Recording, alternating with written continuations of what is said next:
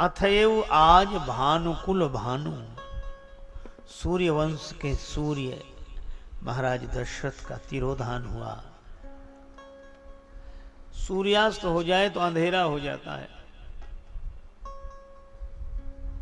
अंधकार को दूर करने के लिए मणि की आवश्यकता, और मणि चली आई वन में, और मणि के साथ फणी भी। श्री लक्ष्मण जाय दीख रघुवंश मणि, और लक्ष्मण जी शेष सहस्त्र शीस जग कारण, जो अवतर्यो भूमि भय टारण।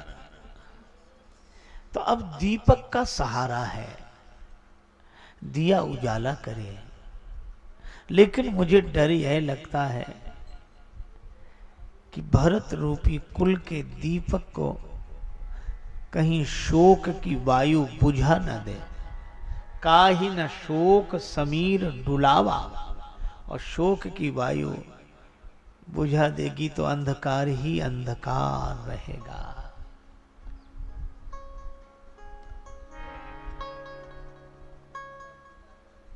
इसलिए महाराज विदेहराज से आप यह कह दें, पंचायत ऐसी हो जाए,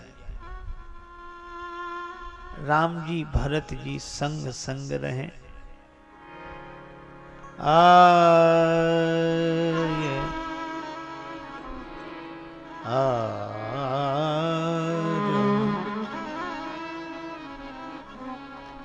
अगर ऐसा नहीं हुआ, गूढ़ स्नेह भरत मन माही, रहनीक मोही लागत नाई। भरत कह नहीं सकते, लेकिन श्री राम के बिना रह नहीं सकते।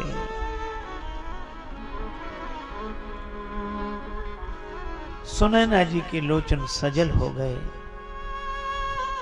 पर ग्लानि में गलने लगी माता कैकेयी। गरई गलानी कुटिल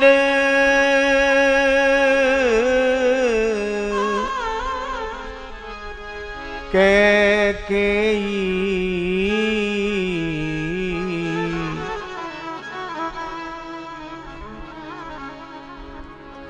गरई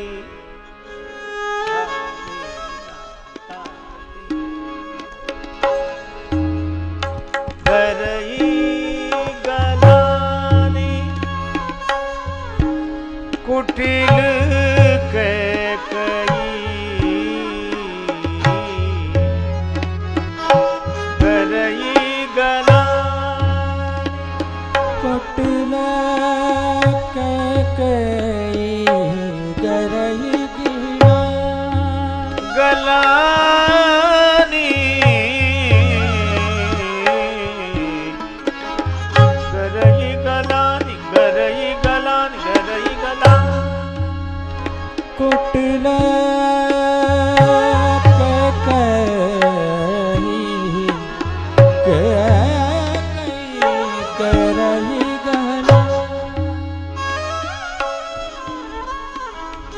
कैकेयी माता सोचती है धरती फट जाए या विधाता मुझे मृत्यु दे दे।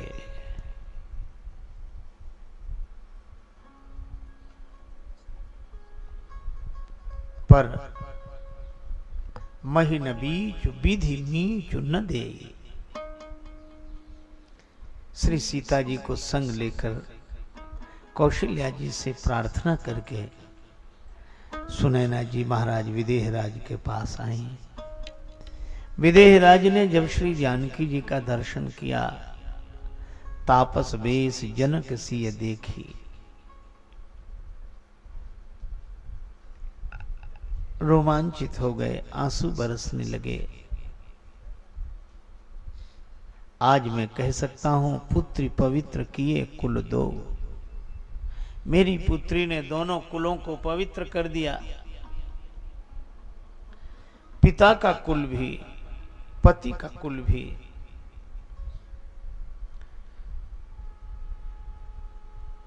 पर विदेहराज यही सोचते हैं, बेटी को विदा करते समय सब कुछ दिया, पर यह कासाय वस्त्र देना भूल गया, मुनियों के वस्त्र देना भूल गया।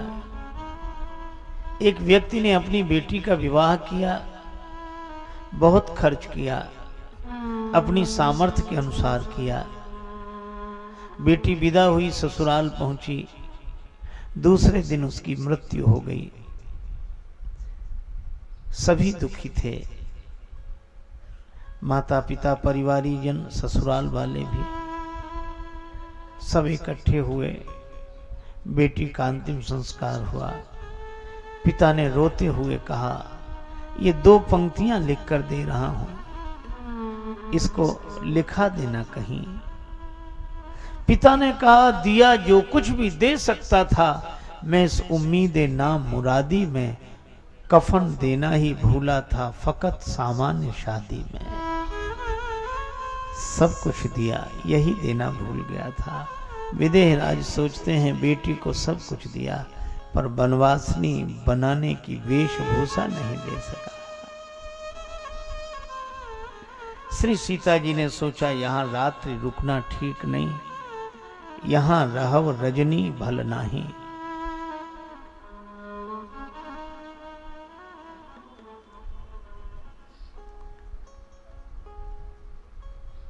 पिता माता से अनुमति, आशीर्वाद लेकर श्री सीता जी श्री राम जी के पास आ गए।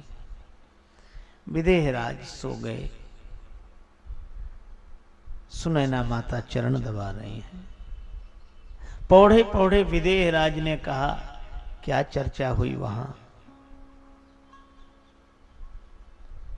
सुनैना जी ने माता कौशल्या का वृत्तांत सुनाया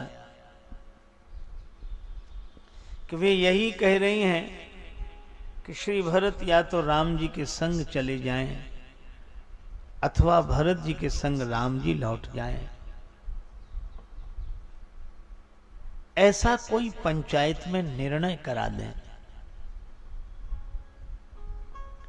और जब इतना सुना तो विदेहराज के नेत्र बरसने लगे। पौड़े थे, उठकर बैठ गए, कहने लगे, देवी, जितने कठिन विषय हैं, जैसे धर्म, राजनय, ब्रह्म विचारो, धर्म, राजनीति, ब्रह्म विचार, ब्रह्म दर्शन, ये अत्यंत कठिन विषय है। धर्म के बारे में बहुत बार निर्णय करने में कठिनाई होती है। किम कर्म किम अकर्मेति कवियो अप्यत्र मोहिता। क्या धर्म है, क्या करने योग्य है, क्या नहीं करने योग्य है। बड़े बड़े बुद्धिमानों की बुद्धि मोहित होती है। राजनीति बहुत कठिन है। हम क्या करें क्या न करें सोचकर कठिनाई होती है। और इसी तरह ब्रह्म दर्शन, हमें उसी के बारे में बोलना पड़ता है जो नहीं है। है को तो हम बोल ही नहीं पाते हैं, नहीं है को ही बोलते हैं। है कहो तो नहीं, नहीं कहो तो है नाही के बीच में जो कुछ है सो है। अविगति की गति कहत ना आवे। बहुत कठिन है। मति न लखे तेही मति लखे। चेहरा दर्पण में बिल्कुल साफ दिखाई देता है। दर्पण ना हो तो हमारे पास चेहरा देखने का कोई उपाय नहीं। पर अद्भुत बात है, चेहरा जहां दिखाई देता है वहां होता नहीं है, और जहां होता है वहां दिखाई देता नहीं है। पर चेहरे में, ये दर्पण में दिखने वाले चेहरे को देखकर देखें, उधर संभालें, इधर तो बात बन जाएगी। हाथ उधर न बढ़ाएं जिधर दिख रहा है चेहरा, हाथ उधर लौटाएं जिधर से दिख रहा है चेहरा। और अगर हाथ लौटाने पर इधर की नाक पकड़ में आ गई तो उधर की अपने आप पकड़ में आ जाएगी। लेकिन दर्पण में दिखने वाले चेहरे को ही कोई सत्य समझ ले तो बड़ी कठिनाई है। एक अध्यापक थे, बेचारे तुतलाते थे और उनके साथ बड़ी कठिनाई। वो विद्यार्थियों से कहते थे पढ़ो, पढ़ो को बोलते पढ़ो पढ़ो, और का पढ़ाते तो कहते पढ़ो ता, तो सभी विद्यार्थी कहते ता, तो कहते ता नहीं ता नहीं ता, तो सभी कहते ता, तो कहते तुप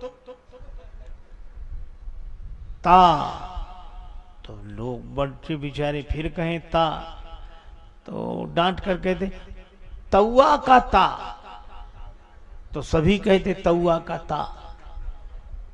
अब उनके साथ यही कठिनाई थी कि वो जो कुछ कहना चाहते थे वो कह नहीं पा रहे थे। ब्रह्म दर्शन में भी ऐसा ही है, व्यक्ति जो कहना चाहता है कह नहीं पाता। का कहिए कहते न बने, कुछ जो कहिए कहते ही लजाइए। पर श्री जनक जी कहते हैं कि धर्म, राजनीति और ब्रह्म विचार जैसे दुरूह विषयों का विवेचन मेरी बुद्धि कर सकती है, यहां जथामति मोर प्रचार।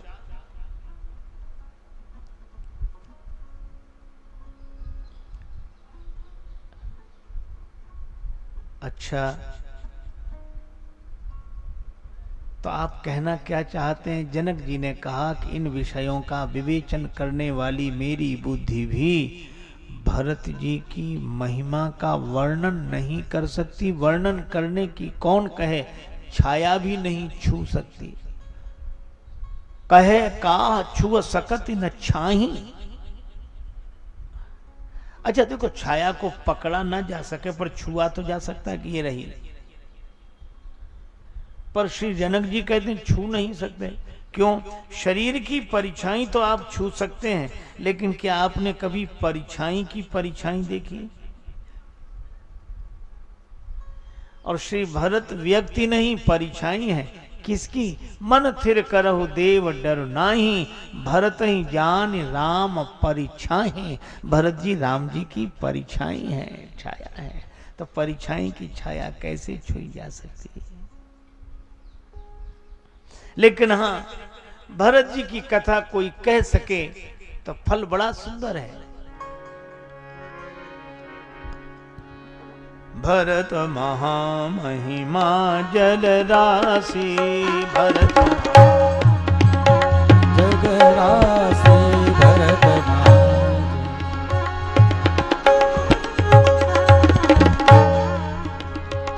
महा महिमा जल राशि, भरत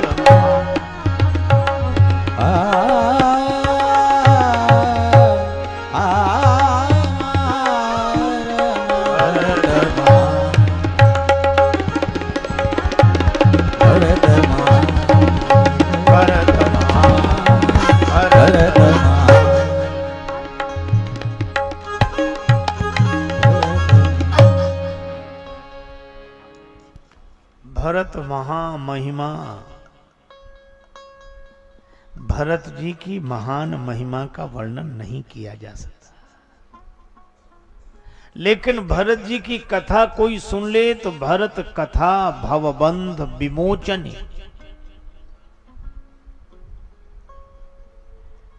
श्री सुनैना जी ने कहा तो भरत जी की महिमा कोई नहीं जानता क्या?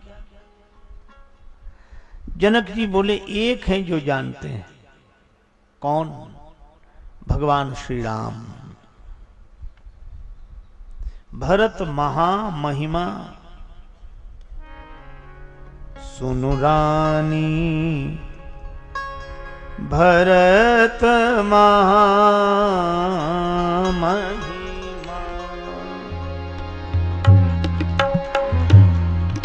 रानी भरत महामहिमा।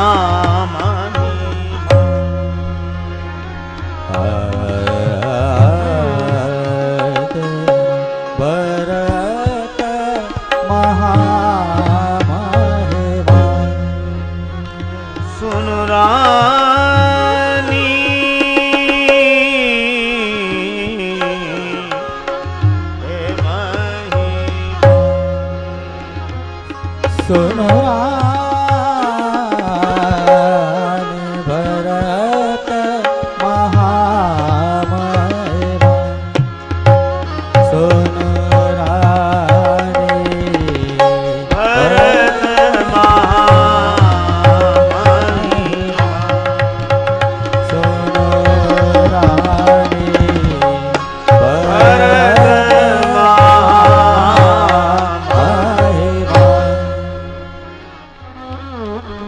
जान ही राम, राम जी जानते हैं। सुनैना जी ने कहा तब तो मैं राम जी से ही प्रार्थना करूंगी श्री भरत जी की कथा सुनावें। जनक जी बोले नहीं सुन सकोगी। क्यों? जान ही राम न सकहीं बखानी। राम जी जानते तो हैं पर वर्णन नहीं कर सकते। भरत जी का नाम लेते ही उन्हें भाव समाधि लग जाती है, तो नाम लें कैसे, महिमा वर्णन करें कैसे। पूरी रात यही चर्चा करते रहे विदेहराज। कहत सारदहु करी मति हीचे, सागर सीप की जाहि उलीचे।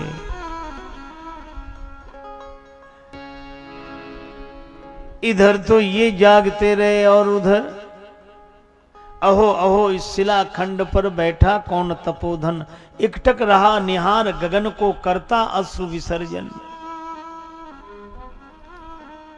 और इस शिलाखंड पर बैठे हुए तरुण तपस्वी श्री भरत हैं।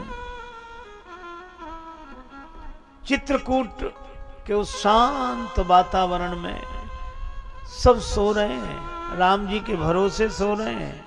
सोवे सुख तुलसी भरोसे एक राम के, काहू के बल भजन है काहू के आचार, व्यास भरोसे कुंवर के सोवत पांव पसार। सब सो रहे हैं लेकिन दो जाग रहे हैं, और दोनों राम जी के अनुज हैं, श्री लक्ष्मण और श्री भरत। लक्ष्मण जी राम जी के चिंतन में जाग रहे हैं और भरत जी राम जी की चिंता में जाग रहे हैं।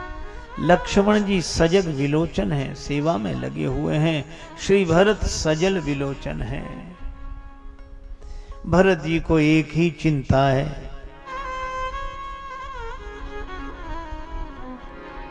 के ही विधि हो ये राम, अभिषेकु के ही विधि हो ये राम, अभिषेकु के ही विधि हो ये राम। राम राम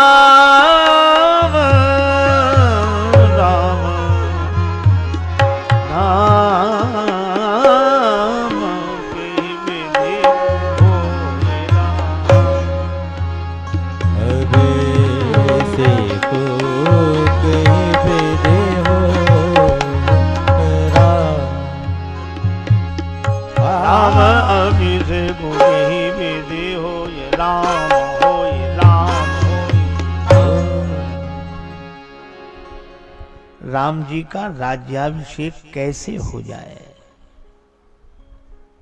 समाज को राम राज्य मिले, ऐसी चिंता तो संत के मन में ही होती है। आंसू बरस रहे हैं, आकाश की ओर देखते हैं, आकाश की नीलिमा देखकर नीलांबुज श्यामल श्री राम याद आ जाते हैं। राम जी का अभिषेक कैसे हो, राज्याभिषेक कैसे हो, अयोध्या की प्रजा को राम राजा के रूप में कैसे मिले, मुझे कोई उपाय नहीं सूझ रहा है। क्या मेरे राम अयोध्या लौट चले? कोई उपाय है? एक उपाय तो है, उपाय समझ में आया। मातु कहे बहु रही रघुराऊ, मातु कहे बहु रघुराई।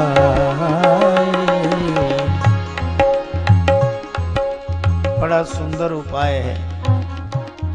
कौशल्या माता अगर कह दें कि राम पिता के कहने से वन में आए हो तो मेरे कहने से घर लौटो, तो जनी जाओ जान बड़ी माता, पिता से माता का स्थान बड़ा है, मैं कहती हूं तुम घर चलो।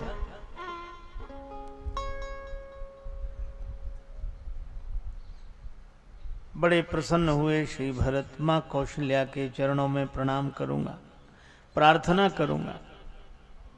वे अवश्य राम जी से कहेंगी राम जी अयोध्या लौट जाएंगे। पर यह प्रसन्नता थोड़ी देर की ही रही, फिर उदास हो गए। श्री राम नहीं लौटेंगे। क्यों नहीं लौटेंगे? जब माता कहेंगी तो क्यों नहीं लौटेंगे? अवश्य लौटेंगे। मन में आया माता कहेंगी तब ना, तो कौशल्या माता क्यों नहीं कहेंगी? वेदना व्यंग बनकर निकल पड़ी। माँ तू कहें बहुरही रघुराऊ, किंतु राम जननी हठ करवि की काऊ। वे राम जी की माता हैं, वे हठ करना क्या जाने। राम जननी हठ करवि, राम जी की जननी हठ करना नहीं जानती। श्री भरत का भाव यह है कि हठ करना तो भरत की माता को आता है।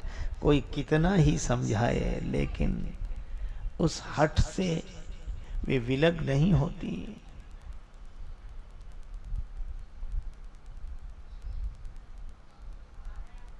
उदास हो गए श्री भरत,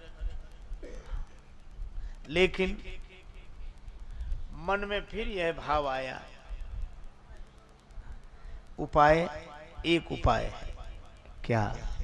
अगर गुरुदेव कह देंगे तो राम जी अयोध्या अवश्य लौट जाएंगे।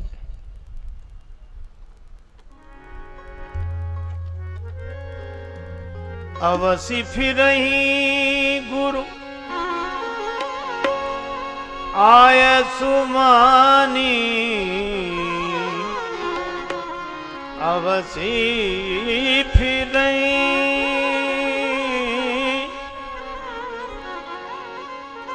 अवश्य लौट जाएंगे अगर गुरुदेव कह दें तो। गुरोर आज्ञा गरी ऐसी, तब तो मैं गुरु जी से कहूंगा कि भी राम भैया से कह दें अयोध्या चलने के लिए।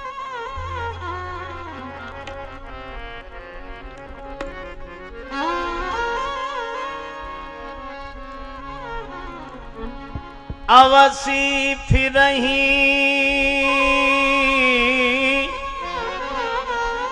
अवश्य लौट जाएंगे गुरुदेव की आज्ञा से। प्रसन्नता आई, चली गई, नहीं लौटेंगे। क्यों?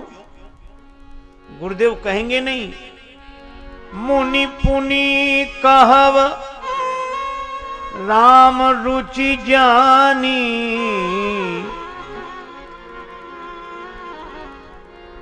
मुनि पुनि कहव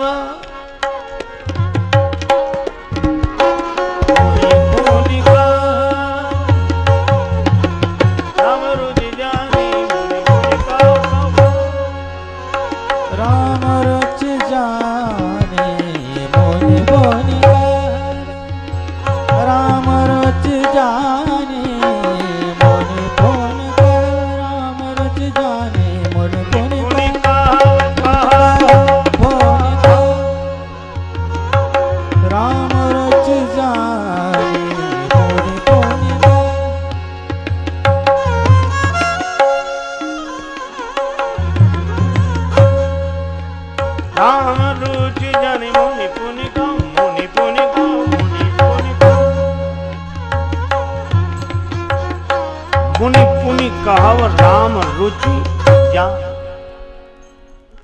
मुनि तो राम जी की रुचि जैसी देखेंगे वैसे ही तो बोलेंगे। राम जी की हाँ में हाँ,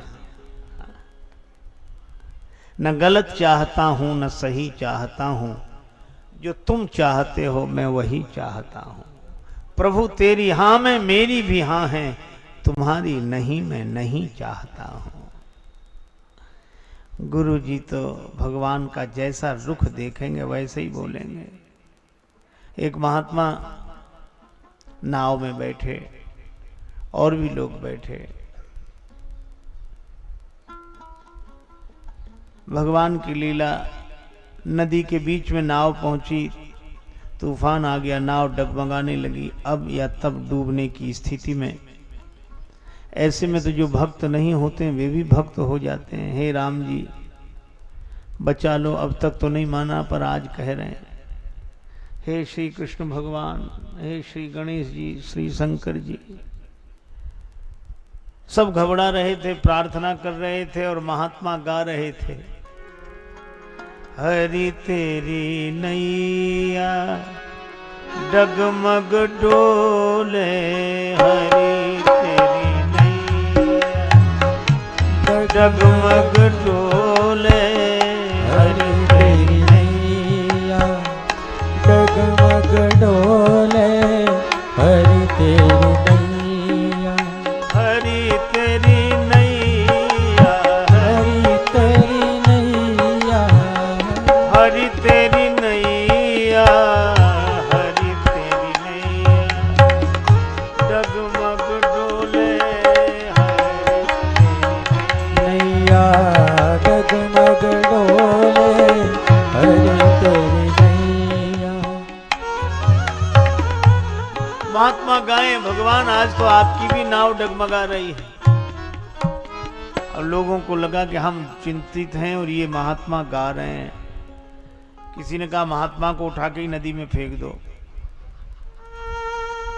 कुछ लोग बोले जाने किस पाप से तो अभी मरे जा रहे हैं, महात्मा को फेंकेंगे तो और जल्दी मरेंगे, अब फेंक भी नहीं सकते।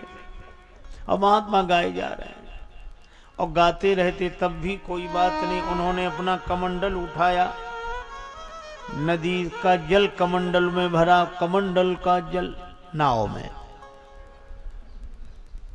सबको लगा ये और जल्दी डुबा के मारेंगे, और महात्मा पानी भी डालें और यही गाएं, हरि तेरी नैया, हरि तेरी नैया, ओ हरि नैया हो हरि तेरी नैया, हो हरि डगमग डोले, तेरी नैया डगमग डोले,